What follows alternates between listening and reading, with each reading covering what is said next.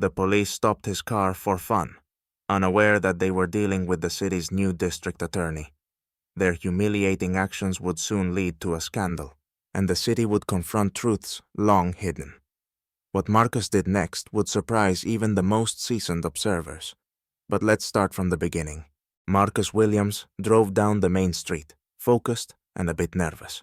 Tomorrow was his first day in his new role, and he was already imagining walking into his office, meeting his team, and beginning work on cases. This city was his home, and although much had changed here, he still felt the familiar warmth of these streets. Suddenly, the flashing lights of a police car appeared behind him. Marcus slowed down, glancing at the speedometer to check that he wasn't accidentally speeding. No, he was within the limit. Nevertheless, he pulled over and turned off the engine, waiting for the officers to approach. After a few moments, 2 white police officers, Senior Officer Bailey and his partner, Officer Thompson, stepped out of the patrol car. They walked over to Marcus's car with the confidence of men accustomed to authority. Bailey tapped on the window with his fingers, his mouth twisted in a smirk. Marcus rolled down the window, maintaining his composure, but the officer's look immediately put him on edge. Bailey was eyeing Marcus with a slight squint, almost with disdain. "Good evening," Bailey drawled with unnecessary sarcasm. "Let's see some ID and registration for the car." Marcus handed over his documents, trying not to show his irritation. The officer examined them, scanned the car, and then looked back at Marcus, as if seeing not the car's owner, but an outsider, unworthy of such a vehicle. "Well, well, and where did you get this fancy Benz?" Bailey continued, his eyes narrowing. "It's not stolen, is it?" Marcus answered calmly. "It's my car. As you can see, the documents are in order." The officers exchanged a look, and Thompson added with a smirk, "Not every day you see someone like you driving something like this, you know." Marcus felt tension rising inside him, but he remained steady. "If I've broken any law, please tell me what it is." "Broken a law?" Bailey leaned in, practically towering over Marcus. "We're the ones who decide what counts as breaking the law. Maybe guys like you shouldn't be driving around here in a car like this." Marcus realized they hadn't stopped him for a real reason, just for fun. He wanted to reply sharply, but instead he took a deep breath and said firmly, "I have every right to be here and to be driving this car." At that moment, the officers unexpectedly demanded that he step out of the vehicle. Marcus slowly stepped out of the car, keeping his anger in check. He knew this was not the time for harsh words and did his best to stay calm. Officer Bailey moved in close, looking him in the eye with a smirk, as if testing his patience. "Hands on the hood," Bailey ordered, taking clear pleasure in his authority. Marcus complied, raising his hands and placing them on the car's hood. Meanwhile, Thompson began inspecting the car interior through the open windows, supposedly checking for anything suspicious. Marcus gritted his teeth, fully aware that this was nothing but an attempt to humiliate him. The officers were acting without reason, enjoying the chance to flaunt their power. This seemed like just another routine amusement for them, a chance to demean a black man in a nice car. Bailey continued his show, taking his time, deliberately prolonging the process. Leaning close to Marcus's face with fake friendliness, he asked, "You're new in our town, right? See, around here, we like to know who's driving what. Can never be too sure." "I understand, officer," Marcus replied coolly. "However, I don't believe I've broken any laws." Bailey snickered mockingly. Laws don't always keep up with what's really going on out there." He clapped Marcus on the shoulder abruptly. "Let's see who you are." At that moment, Marcus reached slowly, with control, toward his inner jacket pocket, and the officers immediately tensed, placing their hands on their holsters. "Easy now," Marcus said with unwavering confidence, pulling out a small leather case. "It's just my ID." He opened the case carefully, showing Bailey his badge. Bailey stared at it in disbelief, then his face contorted as he realized they had just stopped the city's new district attorney.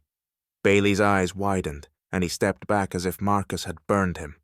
Thompson, peeking over Bailey's shoulder, also realized what they had done. Both officers stood silent, staring at Marcus's ID, then back at Marcus, their faces a mixture of embarrassment and confusion. "Oh, Mr. Williams, this was, just a standard check," Bailey stammered, trying to explain. "Sorry for the inconvenience." Marcus looked at both officers with a steady, piercing gaze. He felt an inner strength and calm fill him, as if each word he spoke exposed their bias. "A standard check, huh?"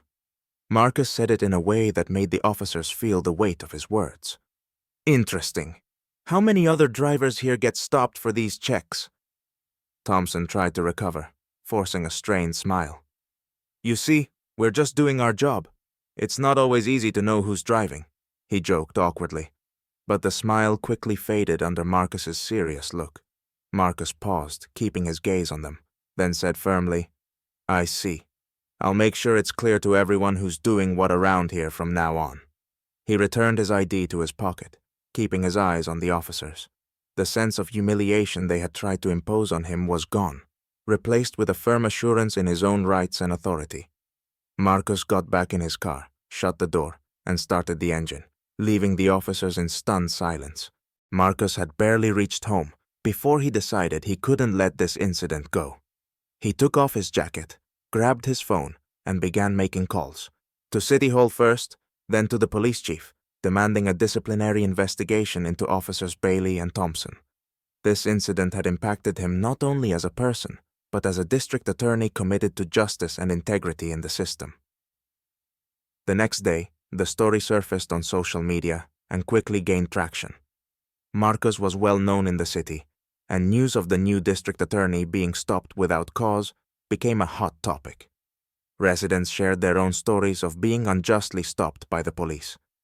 Soon, local media picked up the story, reporting extensively on the incident. Long articles, headlines, and street interviews kept public interest high. Meanwhile, tension was mounting in the police department. The police chief, aware of the incident and seeing the public reaction, immediately called the officers in. Both tried to defend themselves, insisting they were just doing their job and had no biased intent. But with each word, the tension only grew. The police chief, seeing his department under scrutiny, knew he couldn't ignore the situation. Marcos, in turn, decided to meet with local activists and human rights groups. He knew that public support could be a powerful force against incidents like this. At the meeting, he shared his experience, explaining that this incident was just one manifestation of a deeper problem many residents faced. The activists quickly suggested organizing a town hall meeting to discuss police actions and propose reforms. The meeting was packed. One by one, people stood up to share their experiences with the police, and Marcus's voice as the district attorney carried significant weight. "We cannot allow the system to stay the same and turn a blind eye to bias and injustice. If you have something to say, I'm here to listen." From that moment, the wave of public pressure on the police department grew. The administration realized that simple excuses wouldn't resolve the situation, and soon they announced plans for anti-bias training. The scandal involving officers Bailey and Thompson quickly reached its peak. Under intense public and media scrutiny, the police chief announced an internal investigation and suspended both officers, pending review.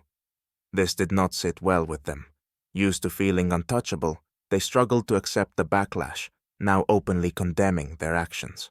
But the surge of public outrage left them with no choice. The community demanded change.